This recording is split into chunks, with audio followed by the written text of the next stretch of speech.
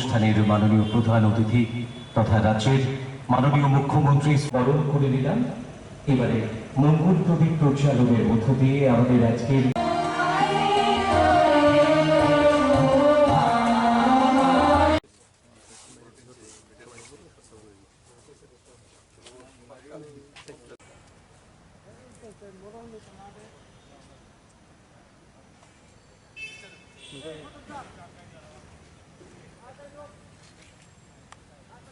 ছিল না, প্রচার ছিল না, প্রসার ছিল না, রাজ্যবাসী ওইরকম आता है आके करता है और भी छोटे छोटे पक्षी में बैठता है तो नजदीक भी हाथ चला जाता है तो उसको पता ही नहीं ना तुम्हें वो तो फोटो खींचा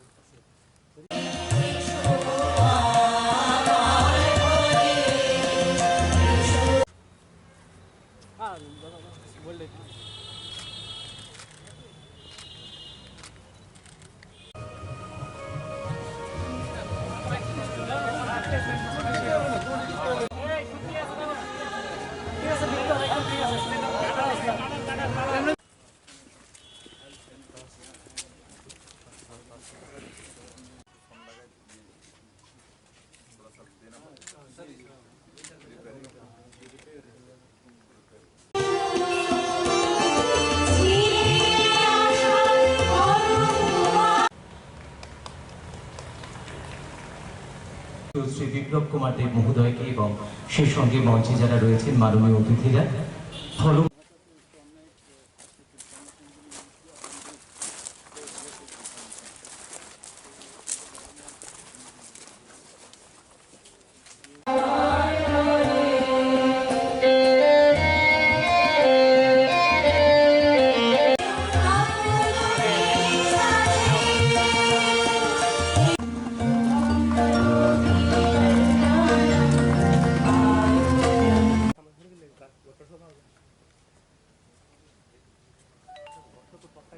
সভাপতি মাননীয় বিধায়ক শ্রী কৃষ্ণধন দাস মহাশয়ের কাছে।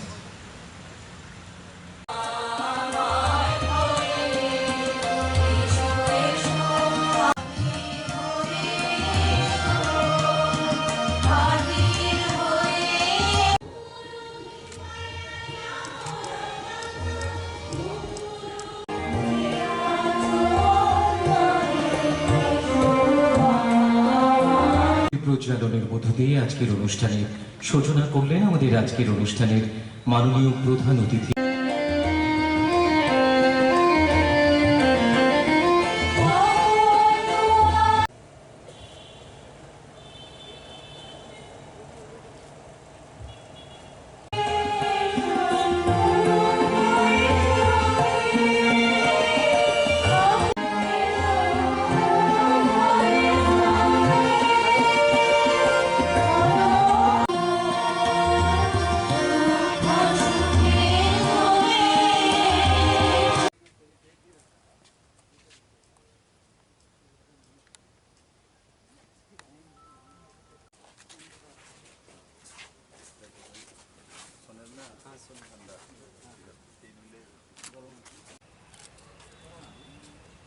নারু সামনে গেলে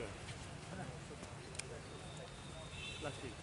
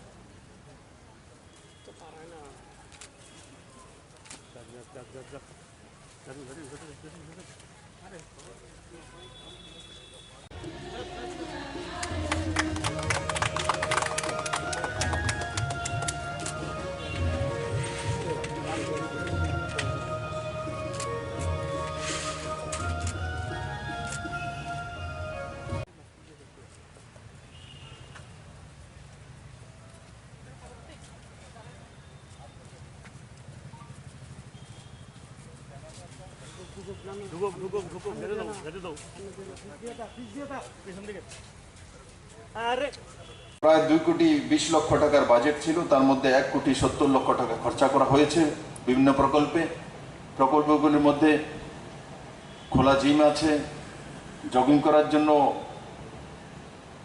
2.1 কিলোমিটার ব্যবস্থা আছে, তার মধ্যে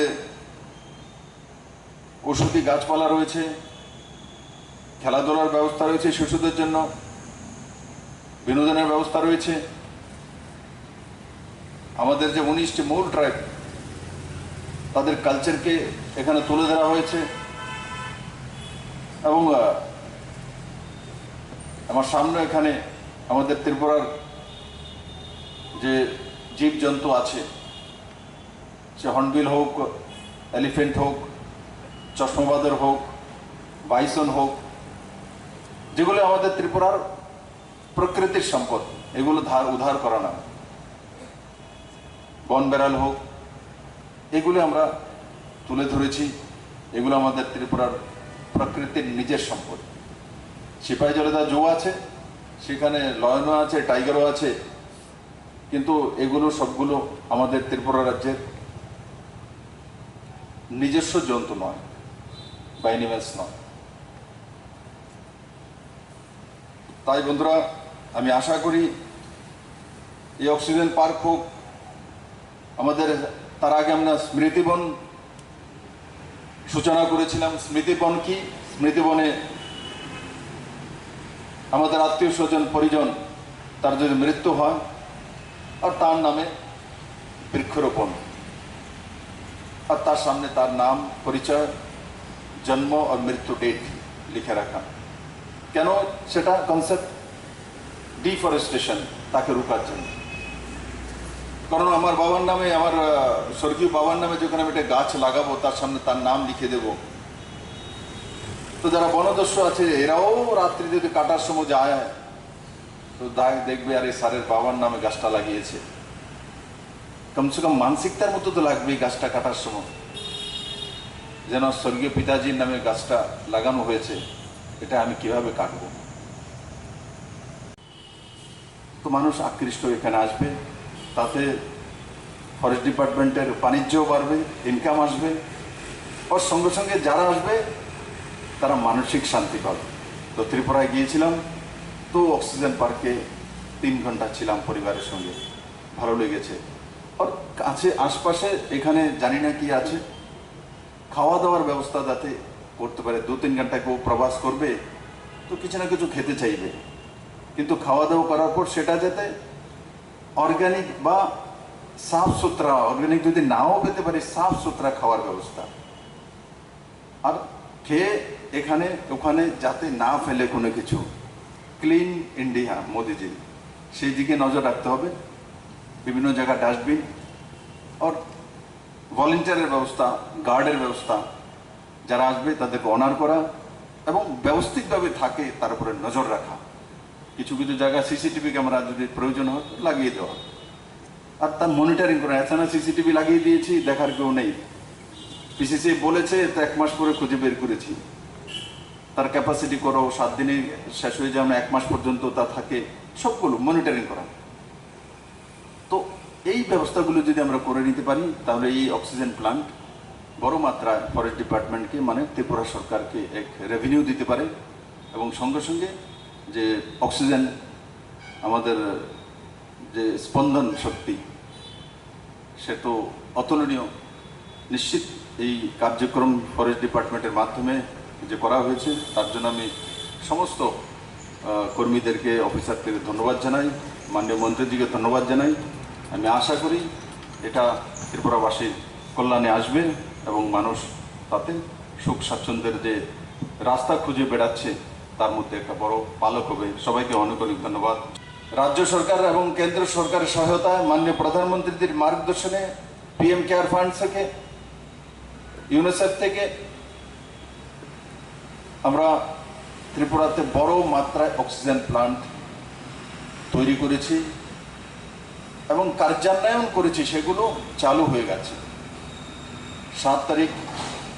7 অক্টোবর মাননীয় প্রধানমন্ত্রী একযোগে দেশে বড় মাত্রা অক্সিজেন প্লান্ট শুরুয়াত করেছে।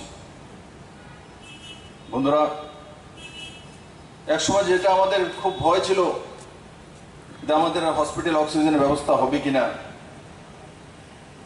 আজকে ত্রিপুরাতে ডিস্ট্রিক্টগুলোর মধ্যে ডিস্ট্রিক্ট হসপিটালের মধ্যেও অক্সিজেন প্লান্ট হয়ে গেছে। আগে মাত্র 2টি প্লান্ট ছিল, তাও ছোট, একটা 900 আর একটা 300-400 কাছে 1200 কাছাকাছি পার মিনিট, যে তার অক্সিজেন তৈরি করার ক্ষমতা লিটারে। আর আজকে সেটা বড় মাত্রায় পৌঁছে গেছে এবং ডিস্ট্রিক্ট লেভেলে পৌঁছে গেছে, এবং যেখানে অক্সিজেন প্লান্ট নেই মহকুমা হসপিটালে, এমনকি সিএসসিতেও, সেখানে oxygen cylinder, A category cylinder, D category cylinder, সেগুলো পর্যাপ্ত আমরা পৌঁছে দিয়েছি। আর এক সময় ত্রিপুরাতে অক্সিজেন সিলিন্ডারের জন্য ক্রাই উঠত যে অক্সিজেন নেই, অক্সিজেন সিলিন্ডার নেই। আজকে আমরা কৃত্রিমভাবেও এই করোনা মোকাবেলা করার জন্য অক্সিজেনের ব্যবস্থা করতে সক্ষম হয়েছি। আর প্রাকৃতিক যে তার ক্ষমতা, তাকেও সামনে রেখে আজকে ফরেস্ট ডিপার্টমেন্টের মাধ্যমে এই অক্সিজেন পার্ক আজকে আমরা ইনগ্রেশন করেছি। ত্রিপুরার বিভিন্ন জায়গায় স্মৃতিবনের জন্য 8টি জায়গা, যেটা যতটা আমার খেয়াল আছে, 8টি জায়গায় স্মৃতিবনের নির্ধারণ করা হয়েছে। এবং তার সঙ্গে সঙ্গে এই অক্সিজেন পার্কের মাধ্যমে এই যে পরিস্থিতি, কোভিড পরিস্থিতিতে মানুষের মধ্যে একটা বিশ্বাস, ফেথ, স্যার অক্সিজেন প্লান্টও তৈরি হয়েছে কৃত্রিমভাবে, এবং প্রাকৃতিক অক্সিজেন যাতে গ্রহণ করতে পারি তারও ব্যবস্থা ত্রিপুরা সরকার করেছে। আর এখন দুর্গাপূজার মরশুম, আজকে ষষ্ঠী, আগরতলায় হোক তার আশপাশের প্রত্যেকটা জায়গাতে প্রায় 2200-র কাছাকাছি রেজিস্টার্ড দুর্গাপূজা হচ্ছে ত্রিপুরাতে। তার মধ্যে 1100-র উপরে গ্রামেগঞ্জে রেজিস্টার্ড, তাছাড়া বাড়ি ঘরে তো অনেক পুজো রয়েছে।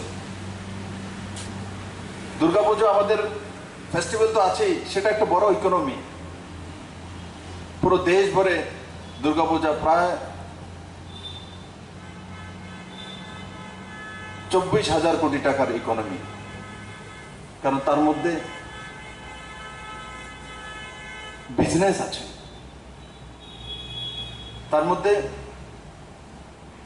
আমাদের ইকোনমি বিরাজ করে।